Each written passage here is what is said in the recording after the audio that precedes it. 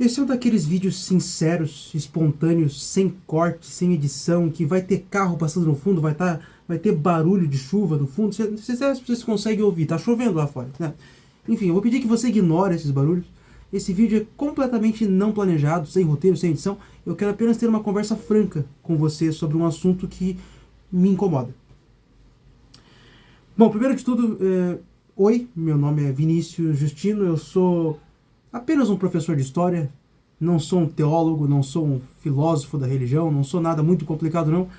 Eu apenas gosto de discutir temas relativos à fé, à razão, à ciência, em diálogo com o cristianismo. Essas coisas são coisas que me interessam. Ó, a chuva está aumentando. Eu pedi que você realmente ignore e vamos ter essa conversa franca aqui. Bom, a pergunta que eu faço para você, para iniciar esse vídeo é: se você é cristão, por que você é cristão? É uma coisa que eu queria saber. O que levou você à fé? Né? O que faz você ir à igreja hoje, ler a Bíblia, ter os seus hábitos de cristão? Por que Jesus e não Krishna? Por que Jesus e não Muhammad? Por que Jesus e não Siddhartha Gautama, o Buda? Por que Jesus e não o ateísmo, o agnosticismo, que seja? Por que você acredita em Jesus? É o que eu queria saber. Eu faço essa pergunta, aliás, deixe nos comentários a resposta. Eu faço essa pergunta porque tem uma coisa que me incomoda profundamente dentro da minha comunidade local. Eu gostaria de poder dizer o cristianismo no Ocidente. Eu tenho a intuição de que o cristianismo no Ocidente e no Brasil, né, que faz parte do Ocidente, eu tenho essa intuição de que isso que eu vou falar aqui agora, isso que eu vou descrever aqui agora, é uma realidade nas igrejas do Ocidente como um todo. Mas como eu não estou presente nas outras comunidades, então eu só posso falar daquela que eu conheço, a minha comunidade local, aqui em Joinville, Santa Catarina, região sul do Brasil. Eu tenho a impressão que a maior parte não a maior parte, mas uma grande parte das pessoas que hoje se dizem cristãs, elas o são por mera conveniência social, ou por mero formalismo social. O que eu quero dizer com isso? Eu acredito que as pessoas, elas acreditam no que acreditam porque os pais ensinaram assim, porque a cultura ao redor moldou isso. Veja bem, as pessoas... Bom, primeiro de tudo, você ser pobre no Brasil, permita-me usar esse linguajar, pobre, classe média, enfim, como eu, inclusive, eu sou, tá? Pobre, classe média, tô ali. Né? Você estar nessa condição social, nesse status social, no Brasil, te leva a certas fragilidades. Você precisa encontrar conforto em alguma coisa. E qual que é a religião predominante no Brasil? Né? Então, eu acho que boa parte das pessoas, elas são cristãs ou porque os pais ensinaram assim. Um católico é católico porque, via de regra, não tô generalizando aqui também, um católico é católico porque, via de regra, os pais ensinaram assim. É uma tradição familiar. Um evangélico é evangélico porque, via de regra, os pais eram evangélicos. Claro, frequentemente as pessoas mudam de igreja também, ou elas deixam, elas abandonam a fé. Né? Inclusive, está acontecendo muito disso entre os jovens. Né? Os jovens, eles estão cada vez mais se distanciando da fé, que é uma coisa que me preocupa a propósito. Mas, ao mesmo tempo, eu entendo os jovens, porque eu sou jovem, eu já passei por crise de fé também, e eu quase me tornei agnóstico, então eu sei muito bem como é isso. A questão é que, via de regra, as pessoas elas vão à igreja hoje, elas acreditam no que acreditam, porque os pais ensinaram assim, ou por uma questão de vulnerabilidade. A pessoa está passando por algum problema na vida, seja financeiro, seja emocional, seja, enfim, o que for, doença, que seja. Ela vai recorrer a uma força maior. E a força maior que é mais disseminada aqui, né, que é mais proclamada em nossas terras, é o cristianismo, é Jesus, É Deus, né? Só que eu acho que as pessoas elas não têm esse senso crítico, sabe? De se questionar e pensar, pô, será que isso aqui que eu acredito é realmente verdade? E eu acho que é isso que falta nas pessoas religiosas hoje, sabe? Ter essa fé, sim, ter fé é importante, mas uma fé crítica, uma fé racional. Ó, moto passando. Desculpa, gente, como eu disse, esse vídeo é completamente espontâneo, vai ter barulho no fundo, ignore, por favor. Vamos nos voltar aqui. As pessoas, elas... o que eu estava dizendo? Sobre fé racional. Paulo, ele escreve, lá em Romanos, capítulo 12, sobre uma fé racional, né? Que nós devemos ter uma fé racional, um culto racional, né? Claro que ali no contexto ele está falando contra as influências dos cultos de mistério nas comunidades para as quais ele endereça as cartas, no caso a comunidade de Roma. Mas a gente pode aplicar isso aqui, esse dito de Paulo, para a nossa realidade hoje. Eu acho que as pessoas elas deveriam se questionar mais, sabe? Questionar mais as próprias crenças, questionar mais as suas lideranças, questionar mais até mesmo o próprio texto bíblico. Questionar Deus. Aí você vai me dizer, nossa, mas isso é uma blasfêmia, isso é uma... Gente, isso não é uma blasfêmia. O próprio autor bíblico ele faz isso. Você nunca leu os Salmos sobre o quanto os autores, os salmistas, eles questionam Deus? E muitas vezes eles não chegam à resposta para os questionamentos. Quantas vezes você já não leu em algum livro de sabedoria, seja Jó, seja Eclesiastes, seja Provérbios, seja os Salmos? Não sei se Provérbios chega a dizer isso, mas Salmos diz e Jó diz bastante. O autor, ele dizer assim para Deus, Deus, por que o justo sofre enquanto o ímpio prospera? Esse é um dos questionamentos clássicos do texto bíblico, né? E muitas vezes, nunca ficou claro para mim, pelo menos, que Deus deu uma resposta para isso. Então, o problema não é questionar. As pessoas elas têm medo de questionar. O problema é que a gente deve... O problema é você nunca questionar. Ou questionar a tal ponto de você... Como é que eu vou dizer isso? Você questionar com arrogância. Esse é o problema. Né? Aquilo que Tiago diz, não pense que aquele que duvida receberá alguma coisa do Senhor. Sim, aquele que duvida com arrogância. Mas ao mesmo tempo você tem aquele outro texto em que Jesus ele desce do Monte da Transfiguração e tem uma multidão ali em volta, daí o pai de uma criança endemoniada chega para Jesus e diz, Jesus, meu filho está aqui possesso, você ajude ele, por favor, e tal. Aí Jesus diz, você crê que eu possa ajudá-lo? Que eu possa fazer alguma coisa pelo seu filho?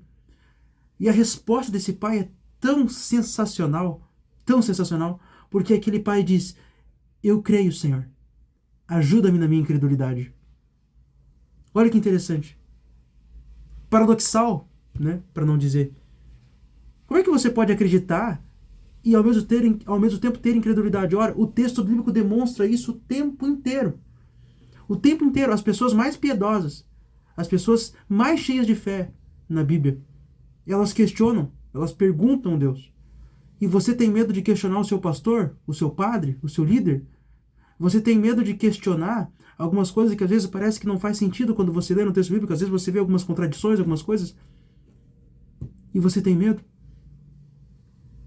E isso se você lê a Bíblia, né? Porque via de regra o brasileiro não lê, né? O brasileiro não é muito de ler nada, né? Muito menos a Bíblia. Isso é triste, a propósito, muito triste. Mas eu acho que as pessoas, elas nem se preocupam em ter esse tipo de questionamento, esse tipo de fé crítica, essa fé que questiona, para que ela venha a amadurecer por meio da dúvida. As pessoas nem têm essa preocupação, porque as pessoas elas sequer estão preocupadas em saber se a fé delas faz sentido ou não. Elas nem pensam nisso. Porque as pessoas elas estão preocupadas em ter resposta para os problemas pessoais delas. A doença, meus problemas financeiros, meus problemas emocionais, o fato de que eu estou sozinho, que eu quero um marido, uma esposa, quero... É por isso que a teologia coach faz tanto sucesso hoje em dia. Porque as pessoas não estão preocupadas com o que a Bíblia está dizendo. sobre o que é tudo isso, sobre o que Jesus ensinava, o que Jesus realmente queria dizer, o que os apóstolos realmente queriam dizer, o que Moisés e os profetas queriam dizer. As pessoas não estão preocupadas com a história que a Bíblia está contando. Isso é uma coisa que me preocupa. Porque as pessoas, elas têm uma fé rasa. Via de regra. De novo, eu não estou generalizando. Via de regra. As pessoas, elas vão à igreja porque a igreja é um sistema que funciona. Não porque elas amam Jesus. Claro, eventualmente algumas pessoas vão à igreja porque é um sistema que funciona. Eu já vou explicar o que eu quero dizer com isso. E depois elas acabam encontrando Jesus também. E é ótimo. Maravilhoso. Só que ver a igreja meramente como um sistema que funciona é uma coisa que é prejudicial para a prática do cristianismo. Você praticar o cristianismo, levar a fé a sério, isso é prejudicial. O que eu quero dizer com a igreja ser um sistema que funciona? Veja, as pessoas, elas vão à igreja, via de regra, porque é uma bolha social estável. Então pensa bem, quando você é jovem, via de regra, faz cagada, certo? Jovem faz cagada. Aí você amadurece na vida, você chega numa estatura, numa maturidade, que você diz, não, agora eu tenho que sossegar na vida, agora eu tenho que arranjar um emprego decente, eu quero sossegar, quero ter amizades saudáveis, relacionamentos saudáveis, eventualmente conhecer minha esposa, meu esposo, sossegar na vida. Aí eu pergunto, onde no Brasil, que instituição no Brasil que mais é propício de você conseguir tudo isso? Existem algumas, você pode dizer algumas aí, mas a primeira que me vem à cabeça é a igreja. Quando você quer sossegar na vida, você vai à igreja. É ou não é verdade? Pensa bem. Isso se você é alguém que está vindo de fora da igreja. Agora, pensa numa pessoa cujos pais tiveram essa experiência de vir de fora da igreja. Eles foram jovens irresponsáveis que quiseram agora sossegar na vida e eles... Ok. Aí eles casaram, tiveram um filho, o filho é você. Você é jovem. Você só está indo à igreja porque os seus pais ensinaram. Mas quando é que você se questiona? Quando é que você se pergunta se a fé realmente faz sentido? E uma vez que você se pergunta e você encontra a resposta, quando é que você começa a entender o que realmente a Bíblia está dizendo? Porque a Bíblia, gente, não é só essa história que contam pra gente. Jesus morreu pelos nossos pecados para que a gente fosse salvo do inferno e herdasse a vida eterna. Embora isso seja verdade, mas a Bíblia não é só isso. Mas está longe de ser só isso. A Bíblia é uma história ampla, profunda, complexa, cheia de nuance, bela. Mas as pessoas não estão preocupadas com isso. Não estão preocupadas com conhecer o que Deus quis revelar para nós. As pessoas não estão preocupadas. E a maior parte das pessoas que hoje são cristãs não vão saber nada. Vão passar a vida inteira sem saber nada. Porque eles vivem dentro dessa, eu vou chamar assim, essa matrix mental que impede eles de se questionar, de saber as coisas. Que impede eles de ver que a igreja não é só um espaço onde eu vou ter amizades saudáveis, onde eu vou eventualmente conhecer o meu cônjuge, meu esposo, minha esposa, onde eu vou conseguir namorar. Namorar não pode dizer, né? Não pode dizer namorar na igreja. É firmar compromisso. Que seja. A igreja não é só um espaço social. Se você entender o que é a igreja, se você entender sobre o que de fato é cristianismo, o que de fato Jesus, o Jesus histórico, né? Esse homem que realmente existiu, que ele andou pela Galileia, pela Judéia do primeiro século, as coisas extraordinárias que ele disse e fez, e o que essas coisas significavam dentro do contexto do judaísmo, lá no primeiro século, eram coisas fenomenais, eram coisas grandiosas. E a maior parte dos cristãos hoje nunca vai saber disso, nunca vai entender realmente o que Jesus estava dizendo, o que ele realmente estava fazendo, porque está preso numa fé que só serve para suprir as minhas necessidades emocionais, as minhas necessidades sociais. Eu preciso ter relacionamentos, amizades, preciso namorar, preciso casar. E aí o que acontece? Permita-me avançar um pouco mais. O que acontece quando você não encontra nada disso na igreja? Quando você não encontra amigos na igreja, amizades saudáveis? Quando as pessoas não te acolhem, porque isso também é um outro problema na igreja, né? Pelo menos na minha comunidade local. Panelinhas, né? Você se sente desprezado, não se sente acolhido. O que acontece daí? O que acontece quando você não encontra na igreja o seu namorado, namorada, seu esposo, esposa? O que acontece? Você se afasta da fé? Você vai para outra igreja? E aí? A espiritualidade, o ápice da vida cristã é você formar uma família? O ápice da vida cristã é você ter com quem comer pizza no final de semana? Participar de retiros, de convivências, Esse é o ápice da vida cristã. Ora, eu não tenho tempo nesse vídeo de dizer sobre o que é o cristianismo. Eu já fiz alguns vídeos sobre isso aqui no canal. Tem os meus shorts também ali, que eu explico um pouco. E certamente vou fazer mais vídeos sobre isso ainda. Mas eu gostaria apenas de jogar uma luz para você, para não deixar esse vídeo completamente no escuro. Sobre o que de fato é o cristianismo.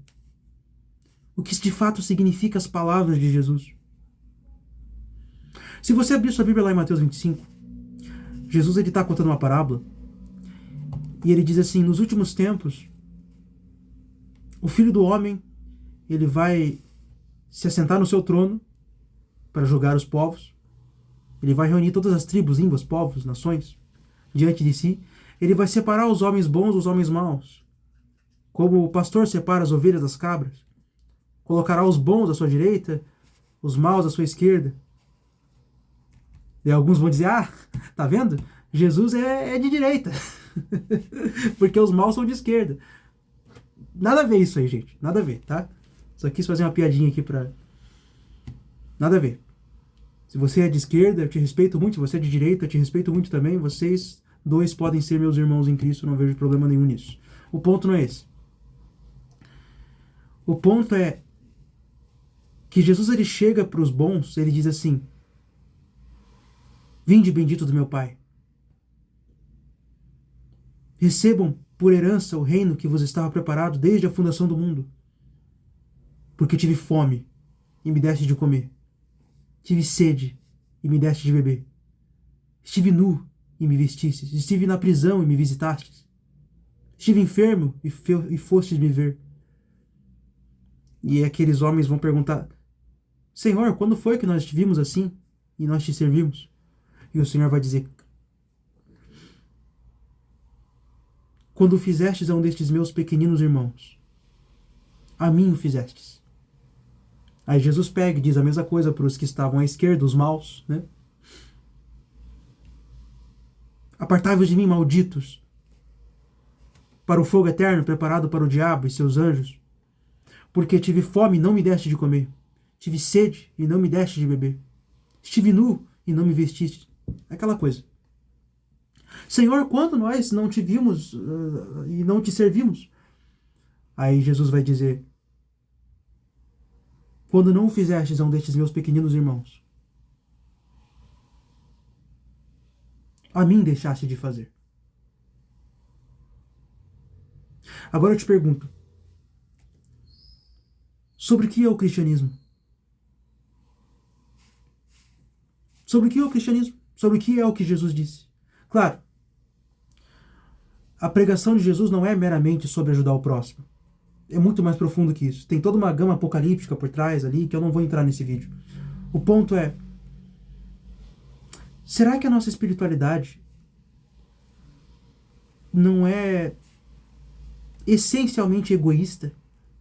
A gente vai à igreja porque nos faz bem, porque eu me senti bem lá no culto, porque a pregação foi boa, porque o louvor é bom, eu me senti um quentinho no peito. Ah, eu vou à igreja porque eu tenho amigos lá. Ei, não conta pra ninguém, mas eu vou à igreja porque tem uma menina lá que é muito bonita, é muito legal, eu quero ficar com ela. Se você for jovem, né? Essa aí é pra você. Eu vou no retiro, né? É uma coisa que todo jovem faz e ninguém conta pra ninguém, né? Eu vou no retiro. Por quê? Porque vai que eu conheço, né? O meu pretendente, a minha futura, né? Futuro, se você for mulher.